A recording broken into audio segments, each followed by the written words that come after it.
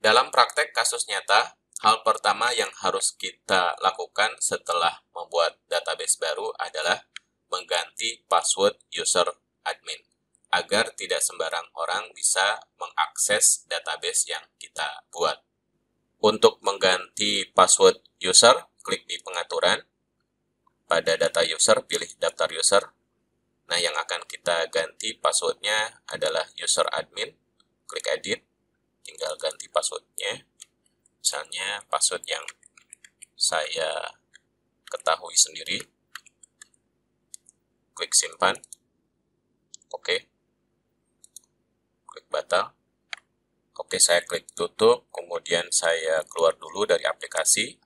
Saya jalankan lagi aplikasi program toko iPos standarnya. Pilih database-nya. Kali ini usernya admin, passwordnya yang sudah saya ganti. Saya lakukan pengaturan user lagi. Daftar user. Saat ini ada 3 user bawaan setelah kita membuat database baru. Kali ini user yang ini saya hapus.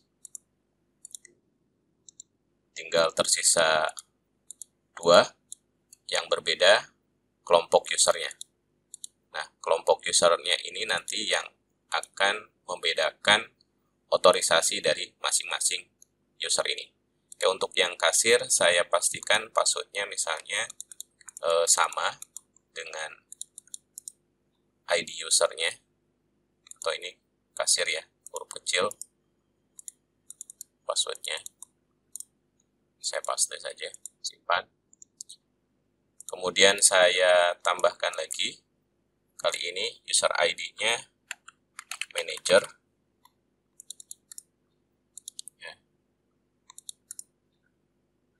Nama usernya manager, kelompok usernya manager, passwordnya sama manager ya. Jadi saya copy paste saja, kemudian simpan. Saya tambah 1 user lagi, kali ini kelompok usernya supervisor, user ID-nya sama. Saya copy paste saja, passwordnya jadi sama. Simpan. Nah, selanjutnya saya akan coba login satu persatu menggunakan masing-masing user ID ini. Jadi, saya jalankan lagi aplikasi iPos 5-nya. Pilih database ini. Saya login dulu sebagai user kasir. Passwordnya kasir juga. Oke, jadi ini modul yang bisa diakses yaitu master data, tapi di sini menunya tidak ada. Kemudian ini daftar kasir untuk penjualan. Oke, kita coba lagi untuk user ID manager. Pilih database-nya.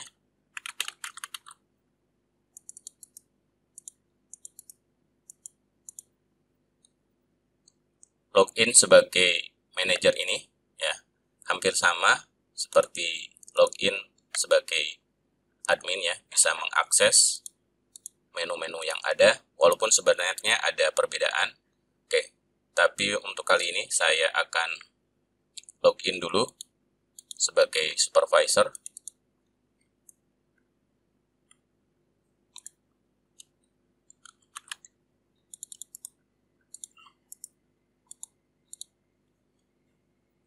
Login sebagai supervisor juga sama, bisa mengakses semua menu-menu yang ada, tapi ada beberapa perintah yang tidak bisa diakses.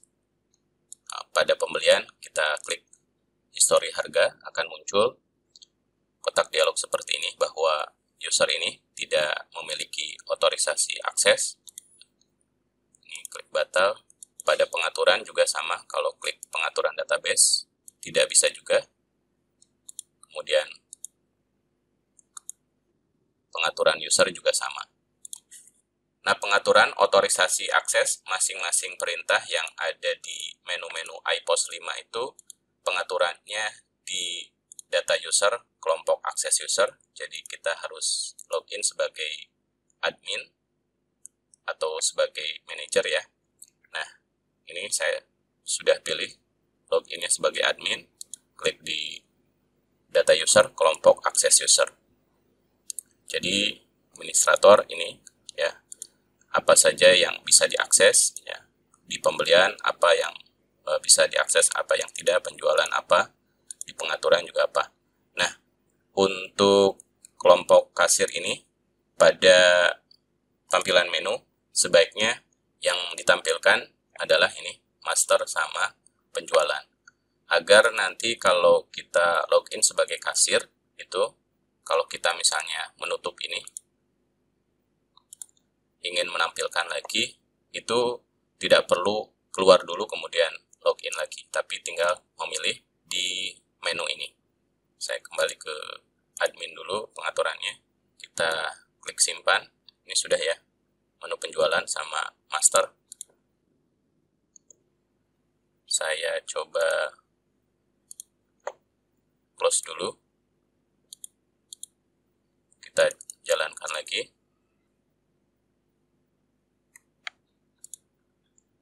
Login sebagai kasir, passwordnya kasir juga, klik masuk. Nah, ini sudah muncul menu master data dan penjualan. Jadi kalau saya misalnya sudah terlanjur menutup modul ini, untuk menampilkannya lagi tidak perlu keluar kemudian login lagi, cukup klik daftar penjualan kasir, kemudian tambah. Nah, ini klik di daftar penjualan, ini masih bisa diakses, kalau yang lain kan tidak. Nah, misalnya user kasir ini hanya bisa mengakses perintah ini saja, daftar penjualan kasir, tidak bisa mengakses daftar penjualan. Berarti kita atur sebagai admin user ya, di penjualan. Nah, ini dihilangkan. Kemudian untuk manager, kalau Anda perhatikan sebenarnya antara administrator dengan manager di bagian master data atau di pembelian dan penjualan, ini ada perbedaan otorisasi. Hanya saja ini baru bisa dipraktekkan kalau kita sudah mencoba menginput data transaksi ya. Nah, saran penting saya untuk kelompok user manager ini, sebaiknya tidak diberi otorisasi untuk mengakses perintah pengaturan database dan restore database, juga pengaturan data user. Oleh karena itu, di bagian ini, pengaturan dan lainnya, ya untuk kelompok user manager ini, pada modul pengaturan database ini dihilangkan, restore database juga dihilangkan, untuk backup tidak apa-apa ditampilkan. Kemudian modul kosongkan data juga dihilangkan, checklistnya. User management juga sama. Oke, saya simpan. Kita coba close dulu ya, manager. Kita coba jalankan lagi.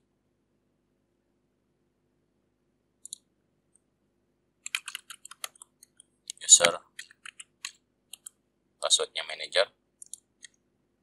Oke, klik di pengaturan, tidak bisa ya. Di restore database juga tidak bisa. Kemudian data user juga tidak bisa. Oke, saya kembali ke pengaturan user oleh admin. Jadi kalau untuk yang supervisor itu sudah benar seperti ini. Saya sangat menyarankan agar kelompok user administrator saja yang bisa mengakses modul pengaturan database dan restore database, agar database yang kita miliki lebih aman. Selain itu, untuk modul user management juga sebaiknya hanya kelompok administrator saja yang bisa mengaksesnya, karena kalau kelompok user lain diberi akses untuk mengakses modul ini, dia bisa melakukan pengaturan mana modul yang boleh diakses dan mana yang tidak. Jadi sebaiknya hanya administrator saja. Oke, ini sudah saya simpan. Yes. Oke, kali ini saya keluar dulu semuanya.